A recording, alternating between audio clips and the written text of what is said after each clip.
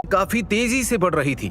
उसे मूलाधार चक्र से स्वादिष्ठान चक्र के शिखर तक पहुंचने में 1 महीने से भी कम समय लगा। सुंदरनगर तो छोड़ो, पूरे श्यामल साम्राज्य में शायद ही कोई ऐसा व्यक्ति हो जो इस गति से अपनी साधना के स्तर को बढ़ा सकता था। यह स्पष्ट था कि किसी के शरीर में से अशुद्धियों को पिटाई के माध्यम से निकालना किसी भी अन्य विधि से हजारों गुना तेज था।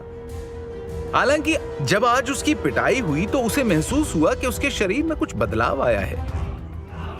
आमतौर पर शिष्यों के हमले से उसे गहरी चोट नहीं पहुंचती थी, लेकिन उसके बावजूद वो उन हमलों की शक्ति को महसूस कर सकता था। लेकिन आज उसने महसूस किया कि उनके मुक्कों की शक्ति पहले से काफी कम हो गई थी।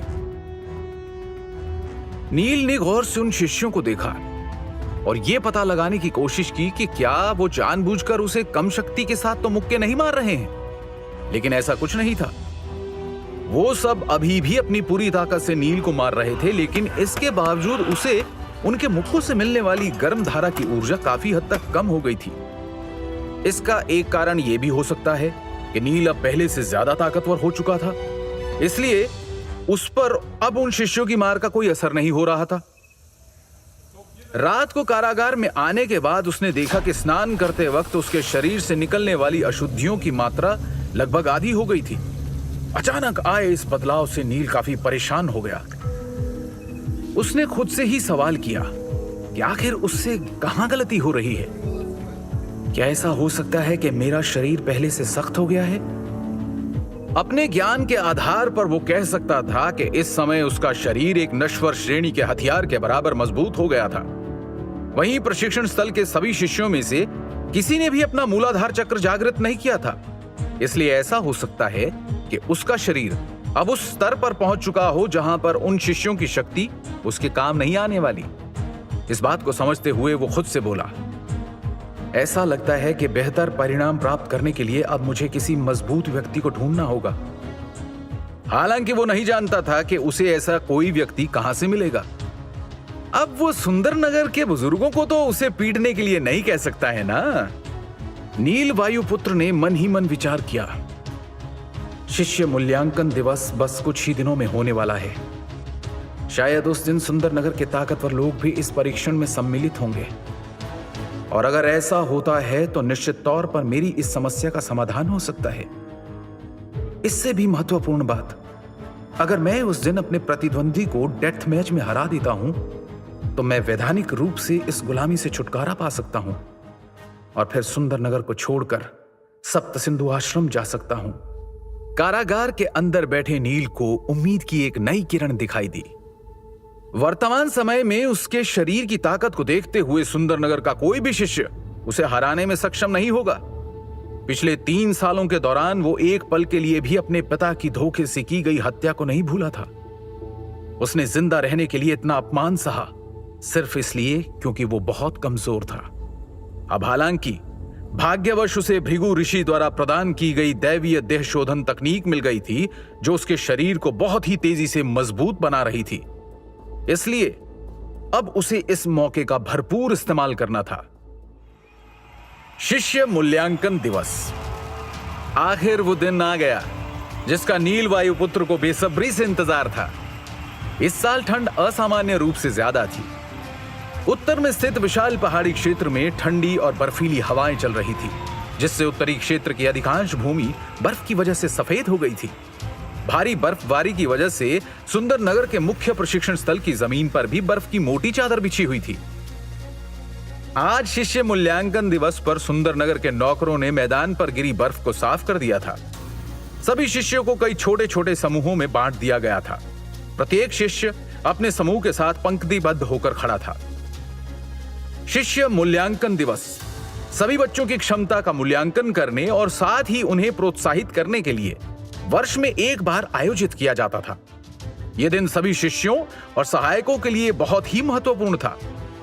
सुंदरनगर के प्रत्येक शिष्य को उनके प्रदर्शन के आधार पर ही अगले वर्ष के लिए औषधियां और संसाधन प्रदान किए जाते थे।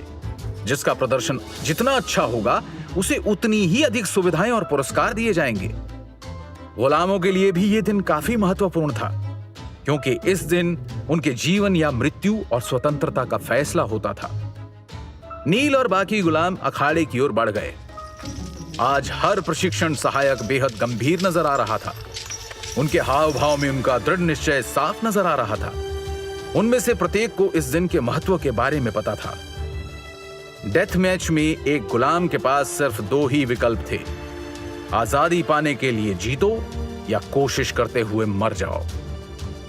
वहीं सभी शिष्यों के लिए डेथ मैच एक तरह की परीक्षा थी। जीतने का मतलब था कि उन्हें इनाम मिलेगा और पूरे राज्य का समर्थन मिलेगा। वहीं उनके हारने पर उन्हें निराशा और शर्मिंदगी महसूस होगी, और सबसे बड़ी बात, हारने पर वो शायद फिर कभी योद्धा न बन पाए। डेथ मैच का नियम बनाने के पीछे मूल उद्देश्य गुलामों को शिष्यों से लड़ने के लिए प्रेरित करना था। अपनी आजादी की चाह में वो अपनी पूरी क्षमता का प्रयोग करते थे। इससे शिष्य को एक वास्तविक मुकाबले का अनुभव प्राप्त करने का मौका मिलता था। कैदियों के आने के कुछ क्षण बाद वहां एक बेहद खूबसूरत लड़की ने प्रवेश किया, जिसकी उम्र लगभग 14 से 15 वर्ष रही होगी। उसकी त्वचा दूध की तरह सफेद और कमल की पंखुड़ियों की तरह मुलायम थी। वो जब मुस्कुराती थी तो ऐसा लगता था मानो फूल झड़ रहे हों। वो उत्सुकता भरी निगाहों से पूरे प्रशिक्षण स्थल को देख रही थी। वहीं उसके पीछे चांदी का कवच पहने एक बेहद ताकतवर व्यक्ति चल रहा था। शायद वो उस लड़की का अंगरक्षक है। राजकुमारी, अभी मूल्यांकन शुरू नहीं हुआ है। आपको इतनी जल्दी यहां नहीं आना चाहिए था, अंगरक्षक ने चिंता व्यक्त करते हुए कहा। राजकुमारी? प्रशिक्षण स्थल में मौजूद सभी लोगों की निगाहें उस अनुपम सुंदरी पर जा टिकी। कोई भी उससे अपनी नजरें नहीं हटा पा रहा था। जब नील की नजरें उस लड़की पर पड़ी तो वो भी हैरान रह गया। उसने इस लड़की को पहले कभी नहीं देखा था, लेकिन फिर भी वो मन ही मन उसकी सुंदरता की तारीफ किए बिना नहीं रह सका। व्रिकुदर काका, आप बेवजह परेशान हो रहे हैं। वैसे भी मूल्यांकन शुरू होने में ज्यादा समय नहीं लगेगा, राजकुमारी ने मुस्कुराते हुए कहा। राजकुमारी के इस जवाब ने व्रिकुदर को निरुत्तर कर दिया। वो जानते थे कि उनकी राजकुमारी को अपने भाई बहनों में सबसे छोटी होने के कारण सभी ने सिर पर चढ़ा रखा था, जिस वजह से वो बहुत ही जिद्दी हो गई थी। बिल्कुल सही कहा राजकुमारी मणिकर्णिका आपने। प्रशिक्षण स्थल के मुख्य द्वार से एक आवाज सुनाई दी। एक नौजवान युवक धीरे धीरे उनकी तरफ ही आ रहा था। वो था देवदत्त। राजकुमारी मणिकर्णिका ने उस तरफ देखा, लेकिन वो इस युवक को देखकर कुछ खास खुश नहीं लग रही थी। हुआ कुछ यूं कि कल शाम को जब से राजकुमारी सुंदरनगर में आई थी, तभी से देवदत्त किसी न किसी बहाने से राजकुमारी के आगे पीछे ही घूम रहा था। राजकुमारी को लड़कियों का पीछा करने वाले लोग बिल्कुल भी पसंद नहीं थे, और देवदत्त की नजरें जिस तरह से उन्हें घूरती थी, वो उन्हें और भी असहज कर देती थी।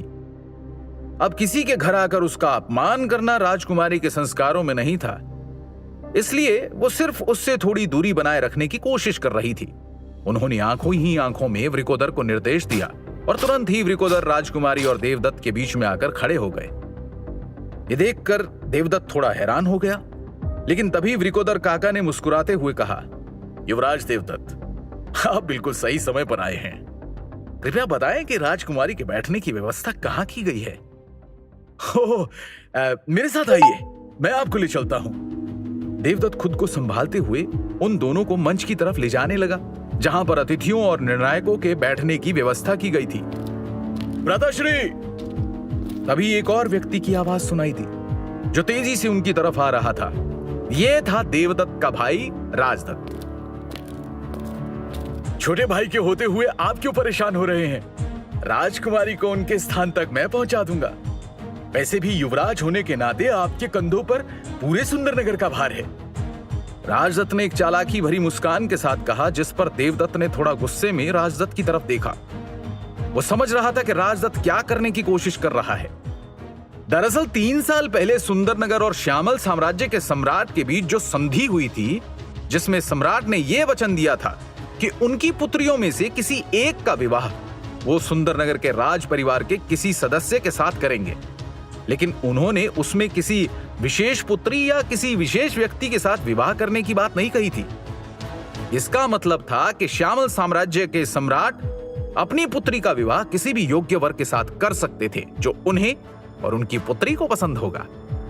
इसी वजह से ये दोनों भाई इस मौके का फायदा उठाकर राजकुमारी के दिल में अपनी जगह बनाना चाहते थे, क्योंकि उन्हें पता था कि राजकुमारी के साथ का मतलब है श्यामल साम्राज्य के सम्राट का साथ मिलना, और सम्राट का साथ पाने वाला व्यक्ति ही सुंदरनगर का महाराज बनेगा। अपने छोटे भाई की बात पर देवदत्त ने अपने भाव को संयत करते हुए धीरे से कहा, जरूर, वैसे भी मुझे तुरंत ही सप्त सिंधु आश्रम के लिए निकलना है, इसलिए मैं पिताश्री से विदा लेने जा रहा हूं। देवदत्त राजकुमारी के सामने किसी तरह की बेवकूफी नहीं करना चाहता था, इसलिए उसने राजकुमारी से विदा ली और प्रशिक्षण स्थल से बाहर चला गया। भाई का पत्ता साफ करते ही राजदत्त ने मुस्कुराते हुए राजकुमारी से कहा, चलिए राजकुमारी, मैं आपको आपके स्थान तक ले चलता हूं।